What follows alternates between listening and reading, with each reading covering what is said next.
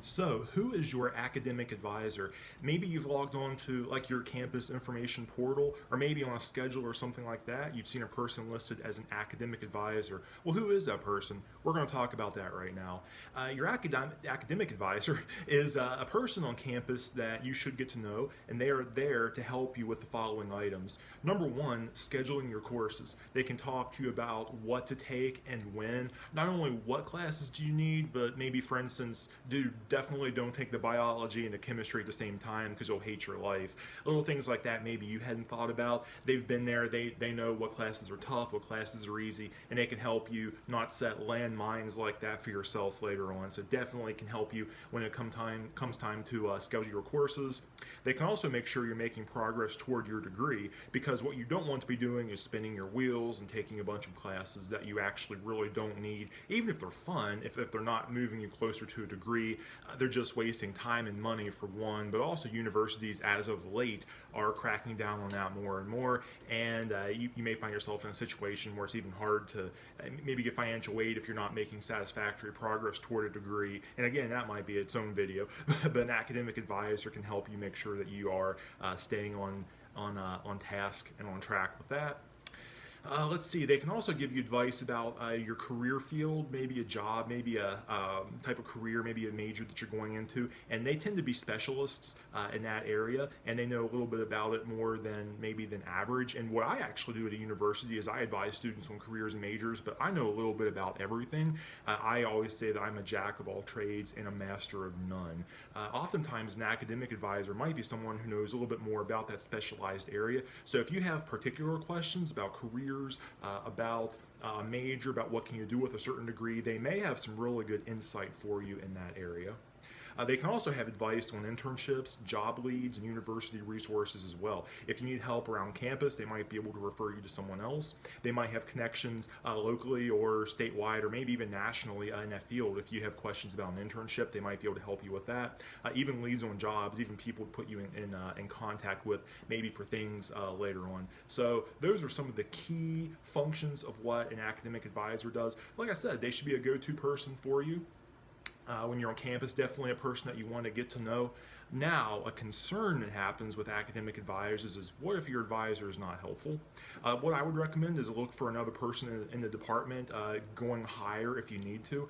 Not so much with the intent of ratting the person out, getting them in trouble, making their life miserable, but just more with the intent of getting the help that you need. Because as I've said before, and I'll say again, when you go to a university, you're forking over a lot of money, and I think there are certain things they owe you in exchange for that, including answers to your questions. So if you unfortunately have an academic advisor that is not the most helpful, don't stop until you get help for that. Don't stop until you find someone who can answer the questions that indeed you might have. So let's see here. If you're not taking up large chunks of someone else's time. Here, let's go ahead and put it like this. There might be someone on campus, I definitely have had people like this as well. Maybe even it's not their official job, but you've found someone that, you know what, every time I have a question, they're just a great go-to person. If you find one of those, I think that's okay as well. Like I said, just be aware that you're not taking up enormous chunks of their time, and make sure that by advising you, not even just academic advising, but by giving you advice, giving you assistance in a certain area, that they're not stepping on the toes of someone else. Because when you get into a university is an interesting ecosystem, and sometimes people get very territorial with jobs that they view as theirs, and they may not necessarily like that person is doing their job for them. People at universities can get weird like that. I probably do it too. So a couple other things on academic advisors is they can be a bit of a wild card. Like I said, some are great, maybe some not so much. What makes it worse is that they're usually assigned by your program, perhaps by your last name or something like that. So it's not like you just get to pick from a list of names. Oh, I like this person. A lot of times you're assigned as to who that is going to be. So you have little or no say, unfortunately.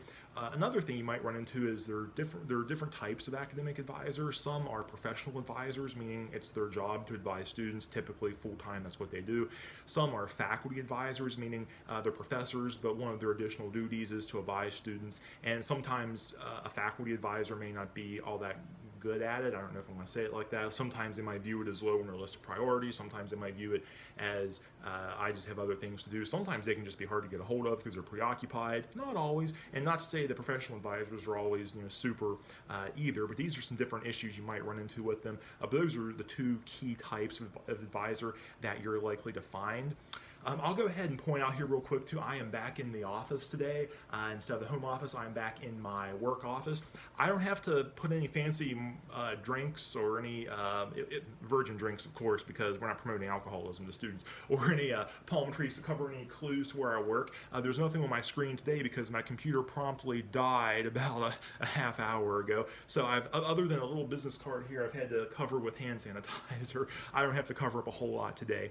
So that's just a little clue about the background and about where I'm shooting today. I just had a few minutes and decided, hey, why not just shoot in the main office?